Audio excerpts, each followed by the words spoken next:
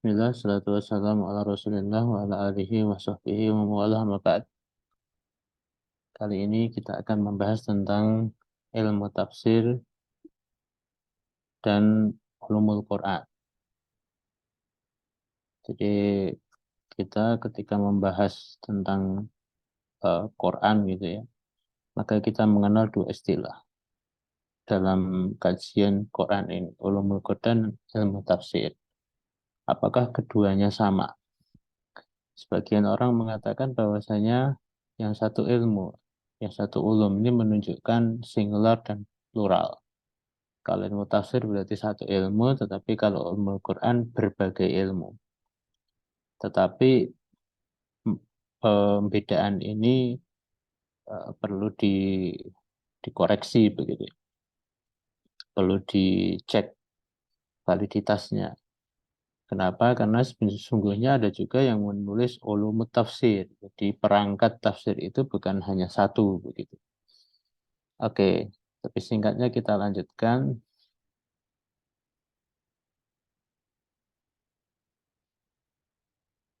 Ilmu tafsir itu tersusun dari dua kata, satu ilmu, dua tafsir. Etimologisnya, ilmu itu mengetahui. Alima ya'lamu, i'lam la ta'lam, ilmun alimun, ma'lumun ma'lamun, ma'lamun mi'lamun. Begitu kalau orang belajar sorof itu. Nah, ilmu itu mengetahui. Bedanya, biasanya kalau ilmu itu dipakai untuk pengetahuan yang eh, tasdiki. Aku tahu kamu pintar gitu. Jadi menghukumi kamunya gitu. Bukan aku tahu kamu, bukan begitu. Tetapi aku tahu kamu pintar.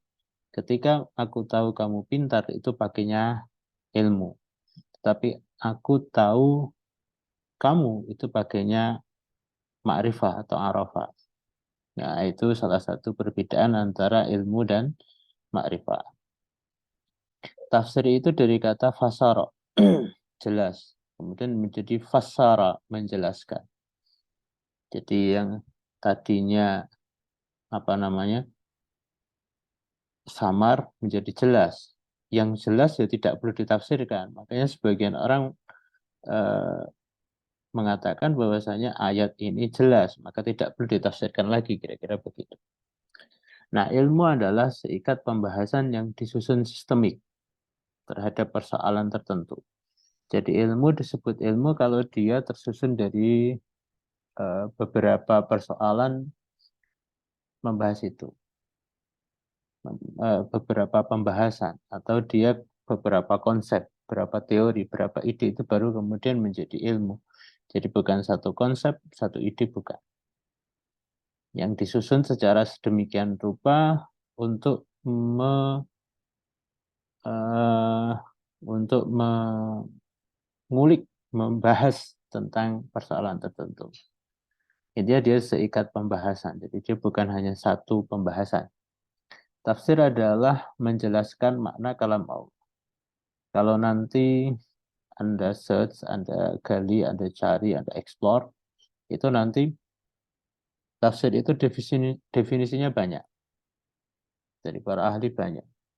Nah, tetapi ringkasnya gitu ya, ringkasnya sebagaimana yang dikuatkan eh, Profesor Dr. Musaid At-Thayyar ini mengatakan, demikian juga Amin Huli dan yang lainnya mengatakan tafsir itu adalah menjelaskan kalam Allah, makna kalam Allah. Jadi itu penjelasan makna. Jadi urusan tafsir itu urusan makna saja begitu. Nah, ilmu tafsir berarti ilmu yang membahas makna kalam Allah. Jadi ilmu yang terkait dengan makna kalam Allah, semua ilmu yang berpengaruh, yang membahas, membantu pemahaman kalam Allah, penjelasan makna kalam Allah, maka itu adalah ilmu tafsir. Nah, kita akan bahas ulumul Quran. Ulumul Quran tersusun dari dua kata yang sama, ulum Al-Quran. Kalau tadi ilmu singular, kalau ini plural. Itu menunjukkan bahwasanya ilmu ulum dalam Quran itu banyak. Ada yang bilang 400, ada yang bilang ribuan. Intinya banyak. Secara etimologis, ilmu saya tidak perlu ngulangi ya. Ya, di depan sudah ada. Kita bahas tentang Al-Quran. Secara etimologis, Al-Quran itu adalah membaca. Jadi ada dua pendapat di kalangan ahli. Al-Quran itu apakah mustaq, apakah jamid. Yang berpendapat itu jamid, maka dia tidak punya akar kata. Contohnya gajah. Di bahasa kita itu. Gajah itu nggak punya akar kata. Tetapi yang mengatakan itu adalah apa namanya mustaq, maka harusnya dia punya akar kata. Lalu apakah akar katanya? Akar kata mustaq, akar kata dari Al-Quran itu qoro'a. Ada yang bilang korona. Nah, qoro'a itu artinya tiga ini. Yang bilang corona itu artinya sanding, menyanding. Nah, dari dua ini yang paling kuat di kalangan para ahli itu adalah qoro'a. Nah, qoro'a itu artinya tiga, membaca, mengikat, menampakkan. Jadi Al-Quran itu adalah bacaan, ikatan, himpunan, kumpulan gitu ya. Kemudian dia penampakan. Jadi dia terlihat di Al-Quran. Nah, konsekuensinya kalau kita bilang bahasa Al-Quran itu adalah bacaan, maka kemudian Quran dengan Quran itu sama, sama-sama bacaan. Meskipun dari sisi kualitasnya tentu berbeda. Ya, tapi dua-duanya sama harus kita baca. Oke, kalau itu ikatan, itu kumpulan, maka antara Quran dan apotik itu sama, sama-sama mengikat, sama-sama mengumpulkan. Kalau apotik mengumpulkan obat, kalau Quran itu mengumpulkan sekian resep, sekian, tergantung kita memahami dia apa. Sekian rumus dan seterusnya. Itu namanya Quran. Al-Quran adalah kalam Allah yang diturunkan kepada Muhammad. Oke, ini definisi terminologisnya. Jadi satu, kalam Allah. Jadi dia bukan kalam Muhammad, bukan kalam malaikat, Jibril, bukan. Yang diturunkan pada Nabi Muhammad, dia tidak diturunkan pada Nabi Isa, bukan juga pada Nabi Musa. Kalau Nabi Isa, maka itu namanya eh, Taurat. Diriwayatkan pada kita secara mutawatir, tidak diriwayatkan ke kita secara ahad. Artinya ini diterima secara komunal begitu. Membacanya bernilai ibadah. Nah, ini berbeda dengan hadis, berbeda dengan qiraat. Qiraat itu membacanya penting tetapi tidak bernilai ibadah. Dimulai dengan Fatihah dan diakhiri dengan An-Nas. Oke, ini Quran. Sederhananya, Al-Quran itu adalah kitab suci umat muslim begitu ya. Itu namanya Al-Quran. Karena tidak ada yang berpegang pada Al-Quran kecuali muslim. Ulumul Quran itu ilmu yang membahas Al-Quran. Jadi membahas seluruh aspek Quran, baik kata, makna maupun aksesoris. Nah, itu ulumul Quran. Jadi seluruh aspeknya. Oke, kita sekarang bicara tentang dimensi Quran. Jadi Quran ini bisa kita bagi menjadi tiga. Satu kata, dua makna, tiga aksesoris.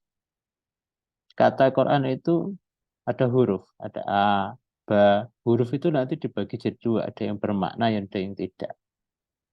Alif itu nggak ada maknanya, tetapi Ba itu ada maknanya. Billah itu sumpah. Bika, nah, bihi gitu ya, itu punya maknanya. Begitu. Baknya itu punya maknanya. Kemudian kata. Jadi kata-kata itu kalau kita pelajari, itu kumpulan dari huruf yang punya maknanya. Kalau kumpulan huruf nggak bermakna, nggak disebut dengan kata gitu ya. Nah, kalau huruf dibahas di ilmu aswad, ilmu makharij, ilmu yang lainnya. Kalau kata dibahas oleh ilmu sorof, kalau dalam bahasa Arab. Oke. Kemudian kalimat. Kalimat itu kumpulan kata yang punya makna. Kemudian kumpulan kalimat yang punya makna itu namanya paragraf. Kalau kumpulan kalimat yang tidak punya makna ya nggak disebut paragraf. Oke, jadi ini kata. Kata itu nanti kajiannya ini. Nah, ilmunya banyak nanti. Mulai dari makharij sampai adab, balaghah, ma'ani, bayan, badi. Gitu. Makna Quran. Nah, makna itu ada, cakupannya ada dua. Nah, itu adalah makna itu sendiri. Makna itu sederhananya definisi. Nah, atau penjelasan teoritis dari satu kata itu namanya makna. Tetapi kalau penjelasan praktis itu namanya eh, maksud. Penjelasan realistis namanya maksud. Nah, itu yang disebut dengan significance. Makna itu sering disebut dengan meaning. Nah, aksesoris Al-Quran ini terus berkembang. Tetapi dia bukan makna, dia bukan kata. Tetapi dia ada pada bagian Quran. Mulai dari harokat, titik. Nah, sampai hari ini ada apa namanya Quran virtual itu ada sekian macam yang ada di situ begitu ya. Nah, mulai warna, mulai macam-macam lah begitu ya. Nah, itu semua adalah aksesoris Quran. Angka dan seterusnya itu ya. Itu semua aksesoris Quran. Tata letak, itu semua aksesoris Quran. Yang kalau kita kaji sesungguhnya itu menunjukkan satu hal yang luar biasa. Oke, misalkan kalau apa eh, kata tengah dari Quran. Ternyata kata tengah dalam Quran itu ketika dibuat sekian apa namanya dihitung betul ternyata wal yatalattaf. Itu kan bukan satu kesengajaan. Itu satu yang luar biasa. Oke, wal yatalattaf itu artinya silahkan berlembut hati, kira-kira begitu ya. Nah, titik temu dan titik beda. Setelah kita memahami tentang ilmu tafsir dan ulumul Quran, nah itu kemudian kita akan bertanya. Jadi ilmu tafsir dan ulumul tafsir diperdebatkan, ulumul Quran diperdebatkan antara sama dan beda. Ada yang berpendapat itu sama. Seperti mana Koton, seperti Khosoleh itu mengatakan sama. Tetapi ada yang mengatakan itu beda. Nah, kalau saya secara eh, sederhananya, kalau sama ngapain disebut dua kata, gitu, dua kalimat, nah, dua frasa itu. Kenapa nggak disebut saja salah satunya? Gitu ya. Jadi kalau saya lebih suka ini dibedakan saja. Nah, kalau begitu ilmu tafsir dan ilmu Quran itu objek materialnya sama, sama-sama bahas Quran gitu. Cuma objek formalnya itu beda. Jadi titik pembahasannya beda. Kalau ilmu tafsir itu ya, objek formal ulumul Quran itu seluruh aspek Quran. Sedangkan objek ilmu tafsir itu hanya makna saja. Sehingga bisa dibikin gambar begini. Jadi ilmu tafsir itu bagian dari ulumul Quran, tetapi ulumul Quran itu bukan ilmu tafsir. Karena ilmu tafsir itu hanya bagian kecil dari ulumul Quran. Pembagian ilmu. Makna adalah, saya sebut ini titik selisih ya, bukan titik singgung yang tepat titik selisih. Jadi makna itu adalah titik perselisih, titik yang menyebabkan perbedaan, titik selisih ya, yang menjadikan perselisihan antara ilmu Quran dan ulumul Quran dan ilmu tafsir. Karena itulah semua ilmu yang berpengaruh pada makna adalah ilmu tafsir. Jadi nanti kalau kita bahas eh, tentang ilmu-ilmu ulumul Quran, semua ilmu-ilmu yang ada di ulumul Quran dan itu ada pengaruhnya terhadap makna, maka itu disebut ilmu tafsir. Tetapi kalau tidak ada pengaruh terhadap makna, maka itu tidak disebut ilmu tafsir, tetapi ulumul Quran. Misalkan apa? Ilmu tentang jumlah ayat. Ilmu tentang jumlah ayat itu tidak berpengaruh terhadap tafsir. Anda tahu jumlahnya, tidak tahu jumlah ayat dalam surat tertentu itu tidak ada efeknya apapun terhadap pemahaman kita, kira-kira begitu. Nah, saya kira ini, semoga ini bermanfaat bagi kita semua. Kita tutup dengan berdoa, istighfar 7 kali, astagfirullah. Ya Allah, mudahkanlah seluruh urusan kami, berkailah seluruh urusan kami, jadikanlah apa yang telah kami usahakan, yang sedang kami usahakan, dan yang akan kami usahakan seluruhnya menuju pada kemudahan, keberkahan, keberuntungan, dan kesuksesan di dunia dan di akhirat. Ya Allah, jadikanlah kami orang-orang yang baik, kumpulkan dan pergaulkan pada kami orang-orang yang baik, jadikan yang keluar dan yang mengelilingi kami seluruhnya kebaikan, dan tempatkanlah kami kelak di tempat yang terbaik di akhirat. Wassallallahu ala Muhammadin wa ala alihi wa sahbihi wa sallim. Subhana rabbika rabbil izzati amma yasifun wa salamun alal mursalin walhamdulillahi rabbil alamin.